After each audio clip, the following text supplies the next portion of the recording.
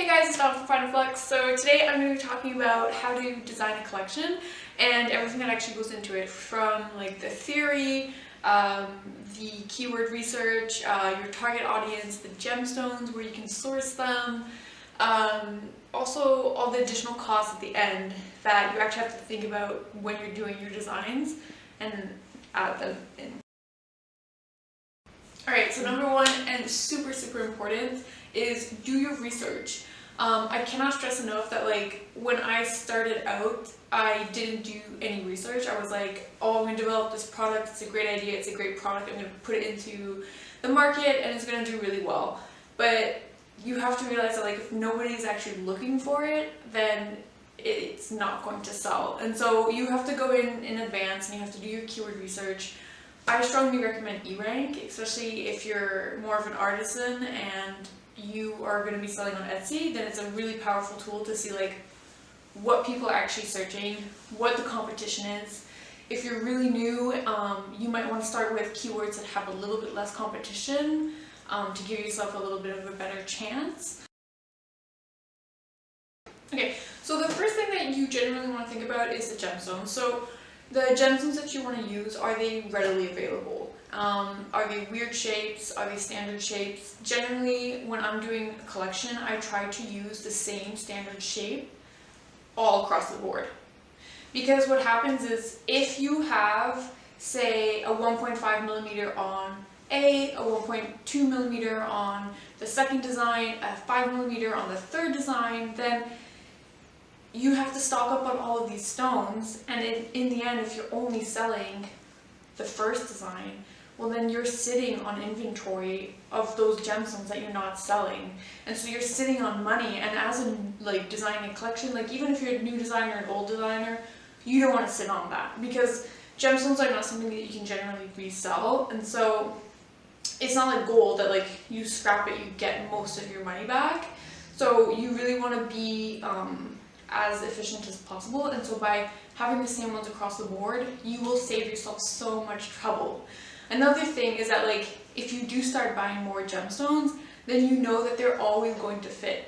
And I'll give you a very good example of, my septums, they all have the same shape and the same size. So it doesn't matter what stones I need, I know that I can get them in this size and it's going to fit. Are the shapes that you need, the stones that you need, are they readily available? Can you go in today and go to your dealer and buy them right off the bat? Because if not, you have to think about, you have to have them imported. Sometimes you have to have them custom cut. One time I was doing a design and it was all these teeny little marquees, teeny little pears, but they didn't have those shapes in Montreal. And so I had to have them imported.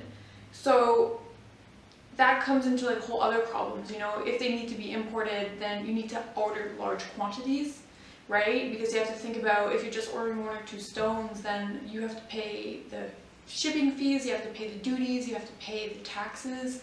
So you really want to make sure that you are ordering large quantities. So I definitely don't recommend it when you're starting out. Of course, when you're buying by the carat, it's going to be less expensive than if you're buying by unit. But then you have to know that you're going to be using these stones, right? Because when you're going to be starting out, you don't know if your clients are going to like all of the gemstone options. So if you go out and you buy moonstones, diamonds, opals, turquoise, but in the end your clients only want moonstone, and then you've bought all of these other options, then you're kind of sitting on money.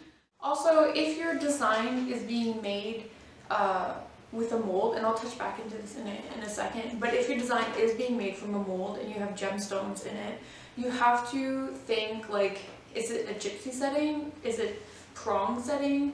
Because if it's a gypsy setting and they're being set into the metal, then you have to make sure that your stones are always going to be the perfect shape.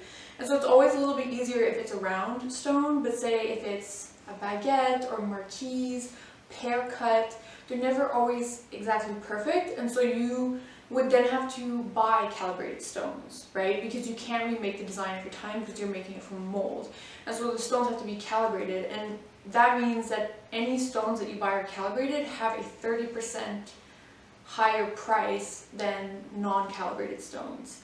So you have to think about those additional fees when you're making the design, versus if it's a prong obviously you want to have them as close as possible, but you can have a little bit more leeway if they're not calibrated, because you can shimmy the prongs a little bit more and it will be okay. Okay, so if I'm going back and I'm going into molds, so when you're designing a collection, you can think about like the production. So obviously you want it to be as cost efficient and as quick as possible.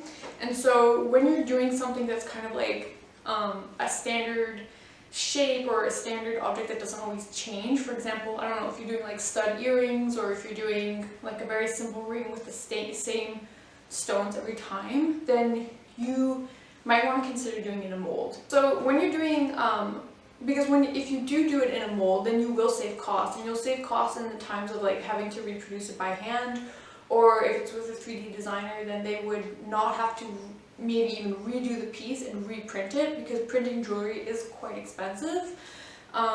So you would save time, you would save money, because all you have to do is you just have to take the wax mold, inject it with wax, and then cast the gold.